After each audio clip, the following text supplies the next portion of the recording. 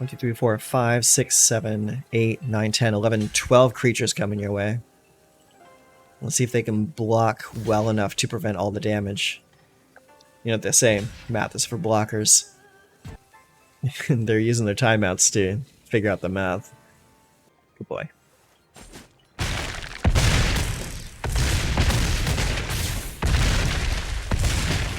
Yep, that's pretty much what I thought. Oh man, that got a little scary for a moment there. Oh man, good game. So the whole purpose of this deck is a pretty interesting one.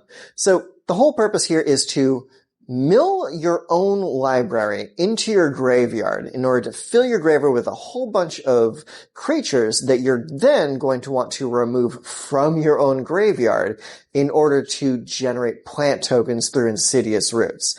It's a pretty easy and straightforward strategy that doesn't require a whole lot of resource management in order to get rolling. But once it does get rolling, you pretty much put your opponent in a situation where they either have to board wipe you or they end up buckling under the pressure of way too many plant tokens. So let's go grab our Golgari gardening tools and take a look at this deck. So here we are with the deck, and you can take a very quick glance at this deck and realize that it is very low to the ground. The heaviest casting cost in this deck is Pylon with 4. But in most cases, you're not going to be actually casting it for its full mana cost, because it has Convoke, and you can tap your creatures to help pay the cost of this spell. Other than that, you have Tyvar at 3, and the rest of the deck is all 2s and 1s. The play pattern of the deck is pretty straightforward. You want to have a Snarling Gorehound out on 1, or a Rubble Belt Maverick on 1, but typically you want the Snarling out first. That way you can get the benefit of surveilling off of all the other creatures that you end up playing with the deck. And also, bear in mind, the Surveil trigger also triggers off of Insidious Roots' tokens coming into play.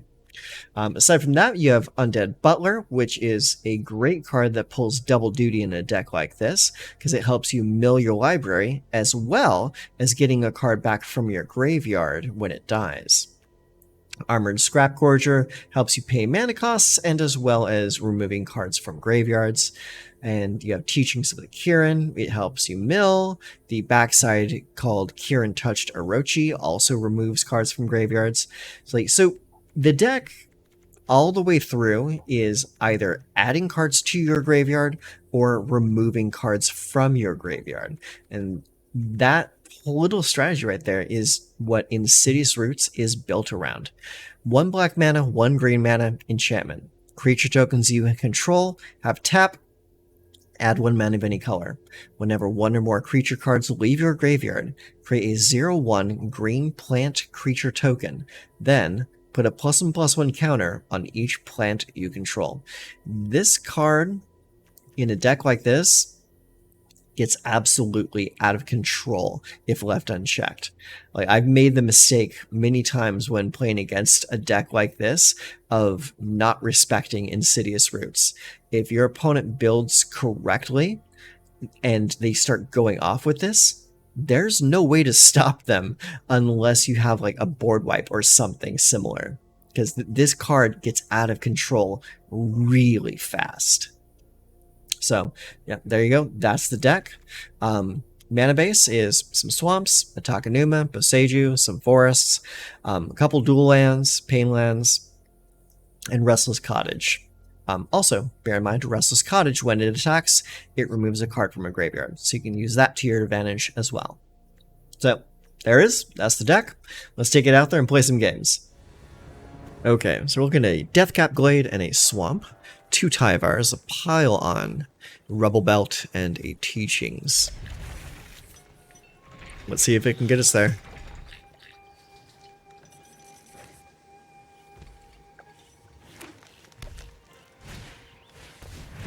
Okay, so we're up against Dinos. I love that this one card just totally telegraphs the entire game. Let's see. Let's go and play this first. That way we can at least play Teachings on turn 2. intrepid paleontologist. Right, let's go with the swamp. We'll play the teachings. 3 creatures in the yard. That's pretty good.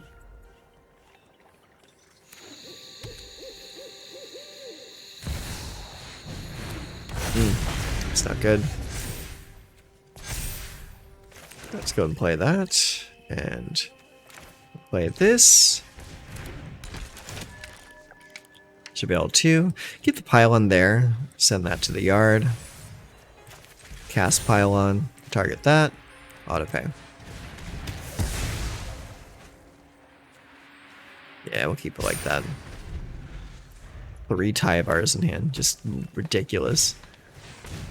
Fight rigging. Okay.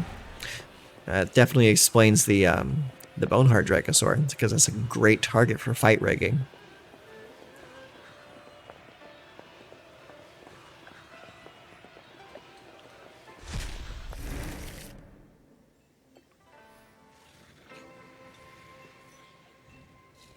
Okay, go to combat.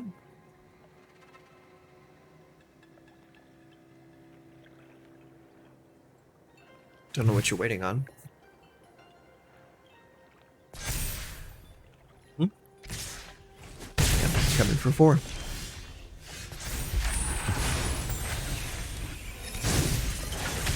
Alright, the Kieran is here. So let's go ahead and play a Tyvar. Go -2. Okay, give me the Undead Butler. Wow, that was a really bad one. Let's see. Say next. Attack for 2. I want to keep the Rebel Belt.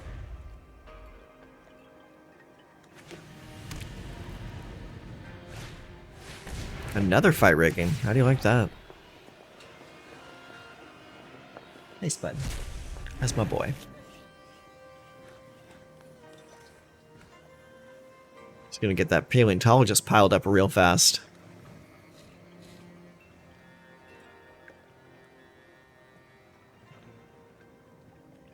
Welcome up. Come on, boy. There we go. No need to whine, little boy.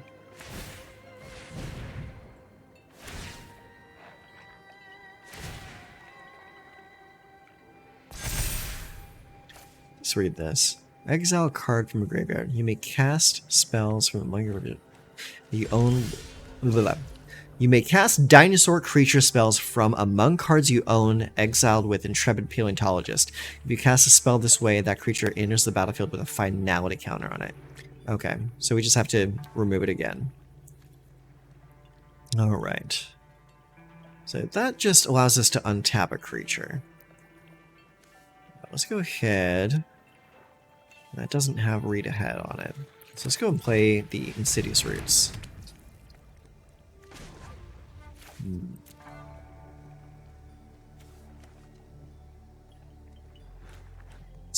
Oh gosh. I kind of need to hold on to that to nuke whatever creature they try to use the fight rigging on. So I'm just going to chill for now and untap a creature. Next, no attacks, end turn.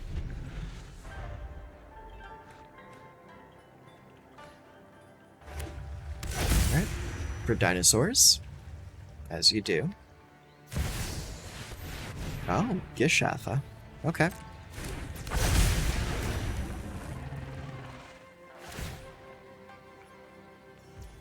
Alright, that is definitely the one we're going to kill.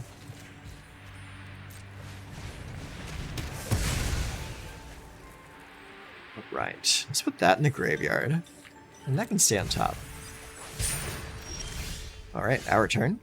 So we're going to go ahead and play the Willowgeist and the Rebel Belt Maverick. It's going to put a +1 counter on Kieran Touched Orochi. Making +1 counters. And then we'll go ahead and untap this guy right here. And we will attack. Exile target non-creature card from a graveyard. You do plus encounter, or exile creature card and create a spirit token. So we're going to do that to get rid of Gishath.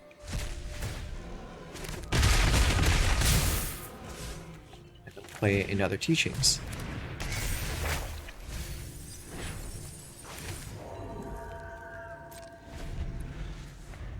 That is one bad thing about the mill in this deck, is that it's putting the Insidious Roots in the graveyard and not giving us a chance to, like, get them back out of the graveyard.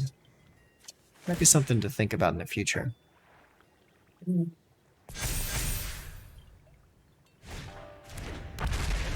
Alright, got a Hulking Raptor.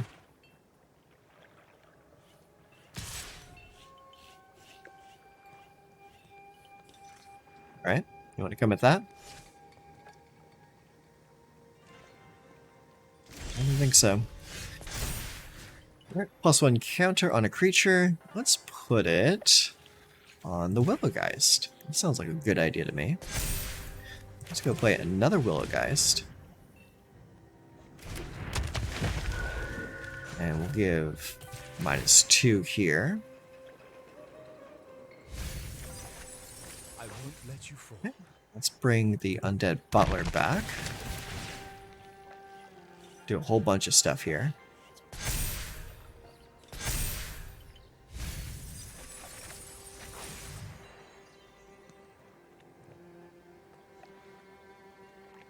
Okay, Insidious Roots will make another token for us. Okay. And then we'll do a little Rubble Belt action. +1 counter here on the Willowgeist.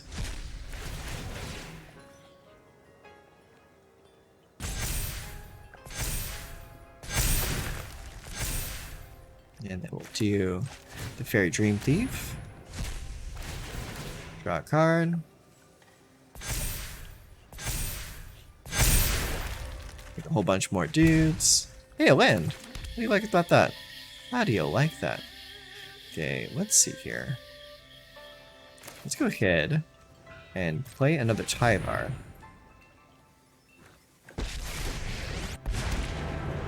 We'll keep that Tyvar. This will be quick. Go -2. Share in my glory. Now let's get that Willowgeist.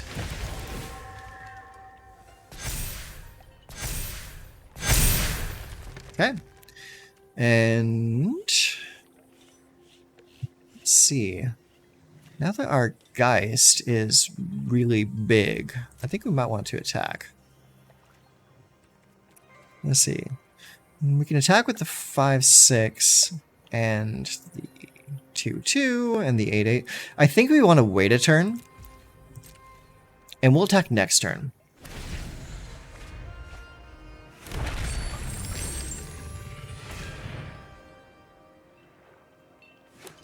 When they all lose their summoning sickness. Okay, get a Lord Keeper. Another Bonehorde Dracosaur. And a Hulking Raptor. Now, the question is, will you come at me with any of that?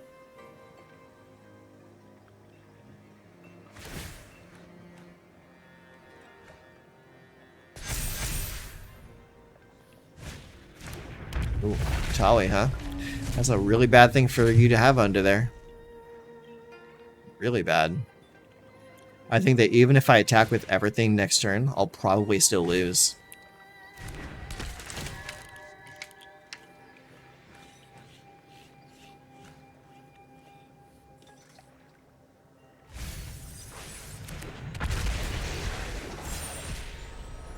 So next turn, I'm probably just going to attack with everything.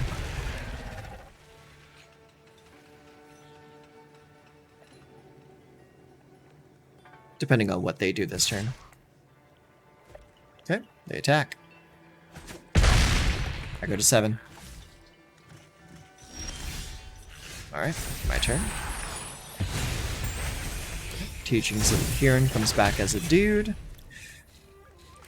Guess we'll just play Annihilating Glare. Sacrificing a creature as the cost. Get rid of... Do we get rid of a Tally, or do we get rid of the Bonehorde Dracosaur? I think we'll get rid of the Bonehorde Dracosaur. Autopay. Sacrifice that.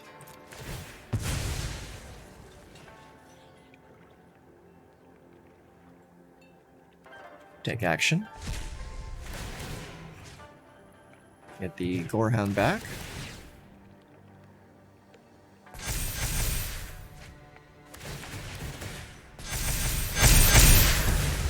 Boom.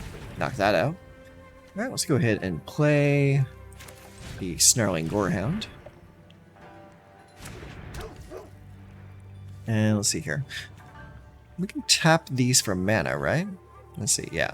So let's go ahead and tap that for a green. And then we'll untap that creature. And then we'll play another Tyvar.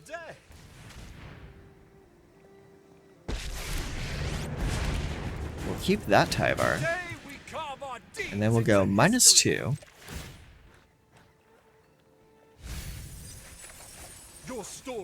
And we will bring the Snarling Gorehound back. Hit all the triggers again. Let's see, let's go and put that in the graveyard.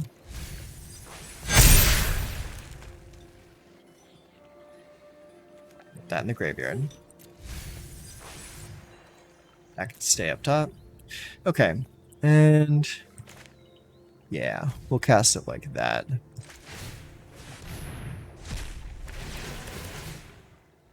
Hit all the triggers again. Let's go put it in the graveyard now. Graveyard. Another Insidious Roots. Okay, I believe that is every action we can take. Attack. Let's see. Get that Bonehorde Dracosaur out of there.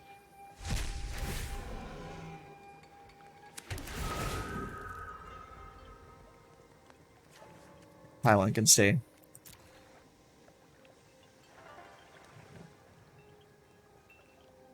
So a lot of beef coming your way. A lot of beefy plans. Want to see how you react to this.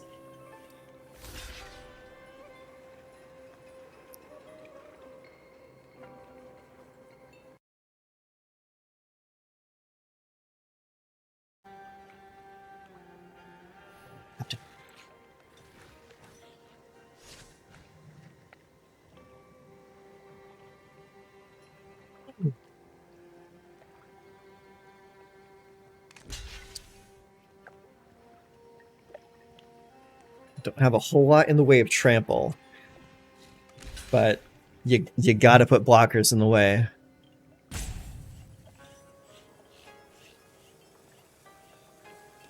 One, 2, 3, 4, 5, 6, 7, 8, 9, 10, 11, 12 creatures coming your way.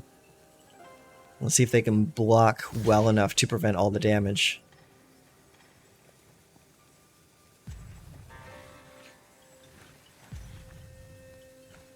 You know what they say, math is for blockers.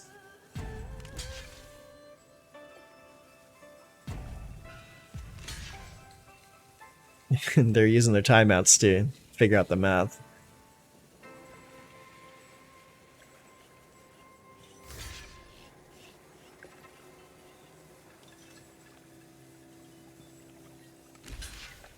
Mm-hmm.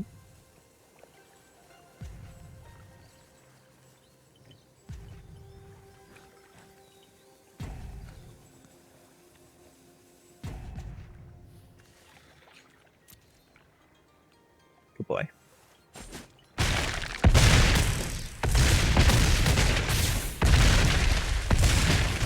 Yep, that's pretty much what I thought.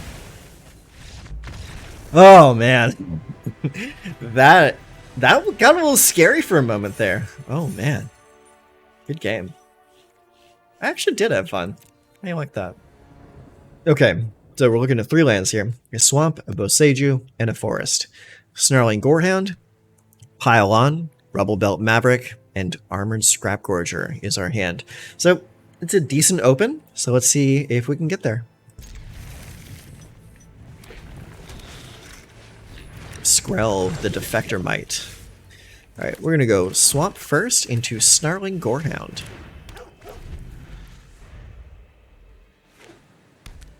We're playing Adakar Wastes. Into a Skrell's Hive. So this is an all-in toxic deck. Alright, let's go here. We're gonna go with the Fairy Dream Thief to start. Alright, Annihilating Glare. Do we want to keep that? Yeah, we'll keep it. I'll play a Rubble Belt Maverick. Done. Ooh, bring that up. Attack for 1.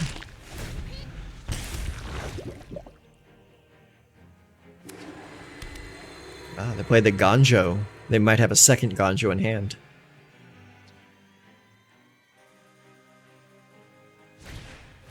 Play a Jawbone Duelist.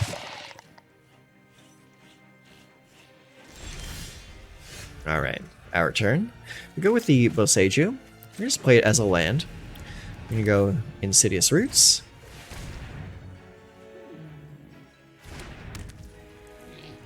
And keep mana open for the pylon. No attacks. End turn. I have a feeling we might need to knock out that Jawbone Duelist.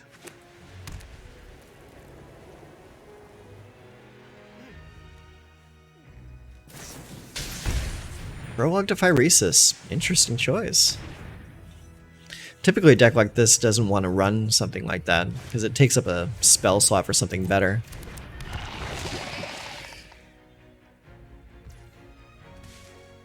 Pass.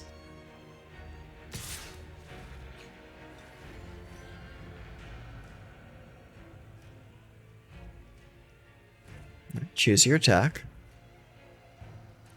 I'm gonna wait until after the blocker step. Okay, choose a color. Another target creature you control gains Toxic 1 and Hexproof from that color until end of turn. Can't be blocked by creatures of that color until end of turn. So what I'm going to do is I'm going to pile on it right now before that spell effect lands.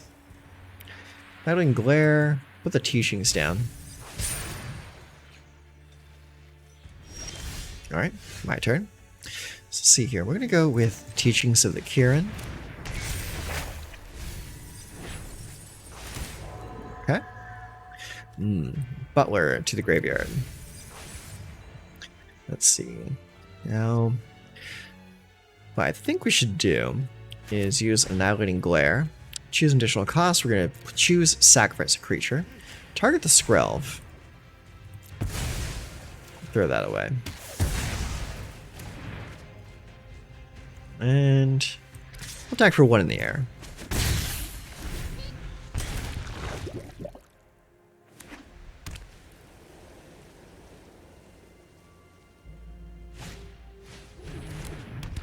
They got another Skrelv. Nice. But they're also down to a single card in hand. Let's go ahead and block here.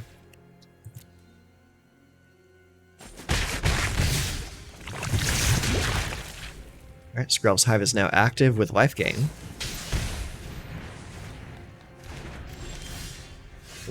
Alright, get a Fairy Dream Thief. Let's put the +1 counter on the Fairy Dream Thief. Now we're going to remove Rubble Belt Maverick to put a +1 counter there. Tyvar can stay. Alright, then we'll go ahead and play the Scrap Gorger. And I'll attack for 2.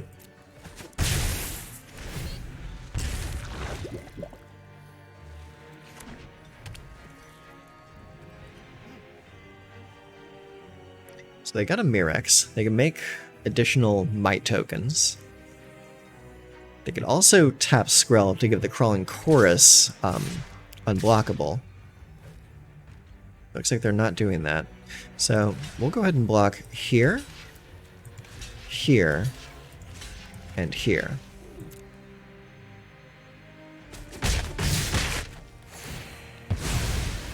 Alright, Crawling Chorus dies, creates another Might token. Best thing about the Might tokens is they cannot block. Alright, they are activating the Mirex to make a token. Perfect.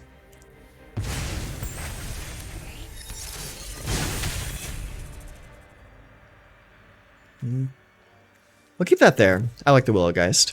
Okay, so let's go ahead and use the Tyvar for its -2.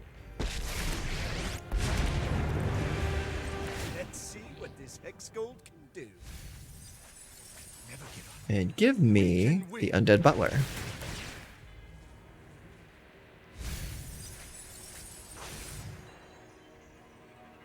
Tyvar can stay right there. Okay. And then I'll play a Fairy Dream Thief. And I will remove something from my graveyard. We'll remove the Snarling Gorehound. Make more tokens. Tyvar stays right there.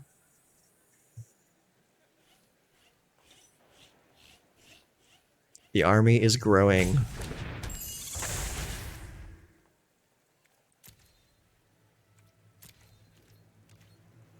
Alright, attack here.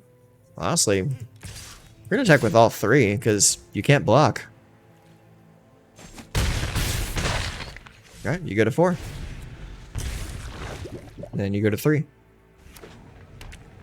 So, are you saying good game? Yeah, he's out. Yeah, he can swing on me this turn, but he can't get enough poison counters to me.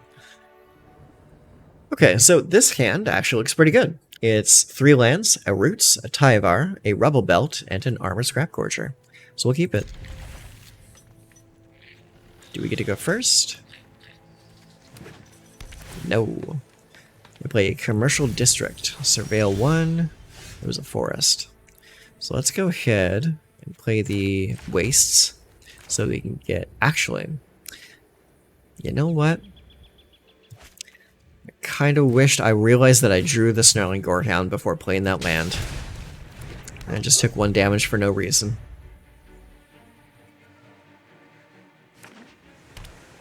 Alright, so we got an island. So red, green, blue.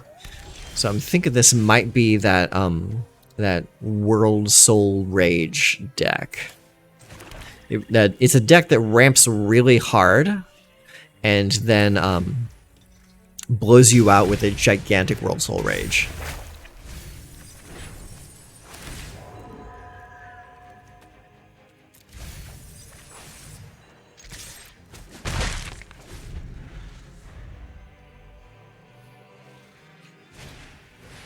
Spelunking. Yep, it is that deck. Yeah, I'm seeing all the right cards.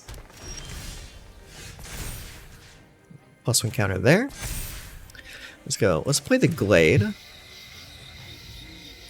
Then we'll play Insidious Roots. Remove Rebel Belt. Put a +1 there. I wasn't expecting that, but okay. Keep the Insidious Roots there. Alright, let's play another Maverick. Autopay. Keep the Roots there. Put the Geist in the graveyard. Attack for 2.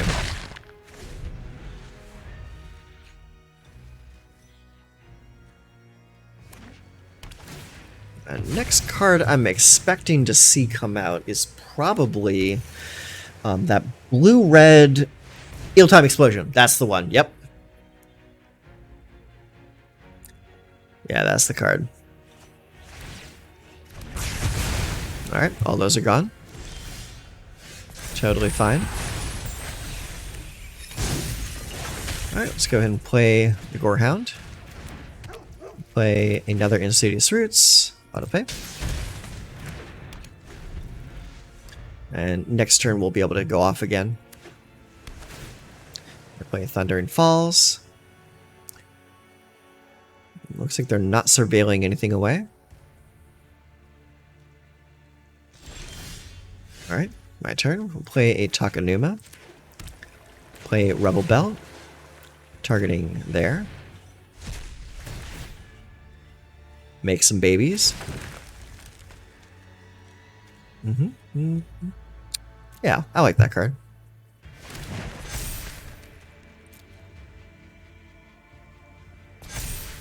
Okay. Then we'll play Tyvar. See if that resolves. It did. How you like that? Alright, -2. Our deeds into history.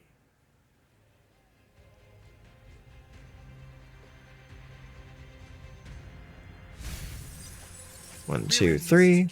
Let's get... Do you want the... I think we'll do the Willowgeist.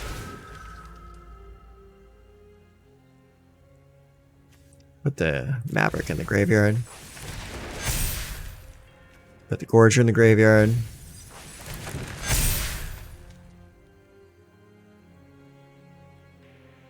If only I was playing red so I can give the team haste. That'd be dope. Alright, let's go and do this. Put the +1 here.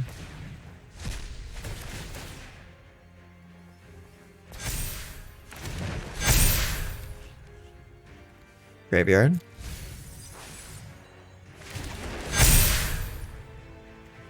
Keep that right there.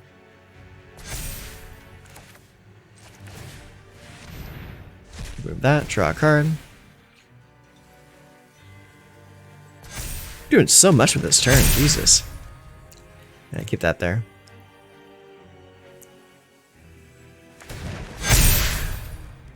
Draw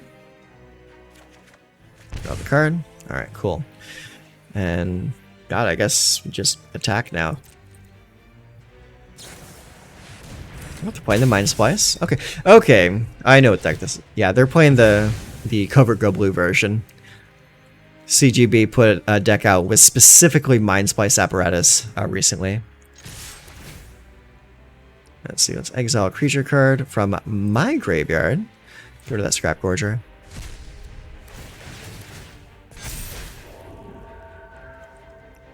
To the graveyard. Keep that right there. Yeah, that's pretty much what I expected at that point. Woo! Okay, so we played some games, got some wins, and I got some thoughts regarding this deck. More than anything, I've noticed that this deck is really fragile. It's fragile in the way that like a combo deck is kind of fragile. If you don't get the Insidious Roots early enough, the deck does kind of fall apart. You do have enough creatures here that are coming out early and hitting with some ferocity right out the gate, but if you don't get the Insidious Roots ball rolling quickly, like by like turn 3 or 4, then you might be having a hard time. The real great play pattern for this deck is wanting to get Snarling Gorehound out and then playing that into Rebel Belt Maverick or Teachings of the Kirin or Undead Butler. And then playing Insidious Roots on a turn where you're about to just start really going off, like playing the Rebel Belt Mavericks exile ability from the graveyard. Same with the Fairy Dream Thief, or on a turn when you're going to have Tyvar coming down and using its ability to pull something out of the graveyard. I don't personally like playing this card before I'm ready to go off with it, because it gives the opponent too much opportunity to deal with it before you have a chance to go off. So, that being said, the deck is fragile, but when it does go off, oh boy, does it go off, and it is so much fun to see it in action. Like, there was the one point where I almost felt bad for my opponent because I just kept getting trigger after trigger after trigger after trigger. And like the great thing about this is that first line of text on this card that says creature tokens you control have tap, add 1 mana of any color.